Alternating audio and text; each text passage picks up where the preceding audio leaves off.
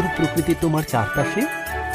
চলো আমরা সৃষ্টির শুরুতে আমরা একটা সুন্দর পৃথিবীতে বাস করি। যে দেখো কত সুন্দর প্রকৃতি তোমার চারপাশে।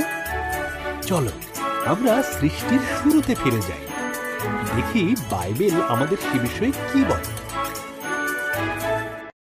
সৃষ্টির শুরুতে ঈশ্বর আকাশমণ্ডল ও পৃথিবী তৈরি করলেন। ঈশ্বর অন্ধকারকে বললেন, আলো হোক। এই আলোকে তিনি নাম দিলেন দিন, আর অন্ধকারকে নাম দিলেন রাত্রি। প্রথম দিন শেষ হল। এরপর ঈশ্বর উপরের জল থেকে নিচের জলকে আলাদা করে ফাঁকা জায়গা তৈরি করলেন, যার নাম দিলেন আকাশ। দ্বিতীয় দিন শেষ হল। ঈশ্বর সমস্ত জল একত্র করলেন। এর ফলে শুকনো জায়গা দেখা দিল।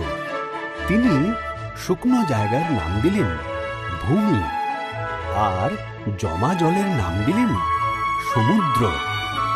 তারপর তিনি তৈরি করলেন ঘাস, শস্য ও গাছপালা।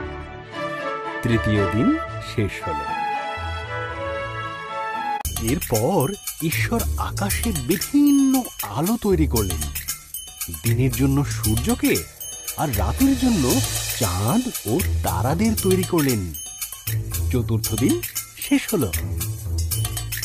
ঈশ্বর মাছেদের সৃষ্টি করলেন জলে সাঁতার কাটার জন্য, আর পাখিদের সৃষ্টি করলেন আকাশে ওড়ার জন্য। তোমাদের সন্তান হোক, তিনি তাদের বললেন। তোমরা বংশবৃদ্ধিতে ও সুরে পৃথিবীকে ভরিয়ে দাও। পঞ্চম দিন শেষ হল। অত্যন্ত মূল্যবান। এরপর ঈশ্বর পশুদের সৃষ্টি করলেন। তিনি গৃহপালিত পশু, বন্য পশু ও সরীসৃপ প্রাণী তৈরি করলেন। ঈশ্বর বললেন, আরো একটি সৃষ্টি বাকি আছে, যা সবার মধ্যে অত্যন্ত মূল্যবান। তাই তিনি নিজের মতন করে পুরুষ ও নারী সৃষ্টি করলেন।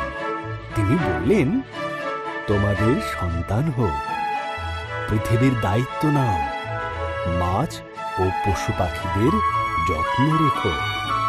ষষ্ঠ দিন শেষ হল। এরপর ঈশ্বর দেখলেন তাঁর সমস্ত সৃষ্টিকে খুব সুন্দর। তিনি বললেন, এই সপ্তম দিনে তিনি বিশ্রামে গেলেন এবং দিনটিকে স্মরণীয় করে রাখলেন। সপ্তম দিন শেষ হল।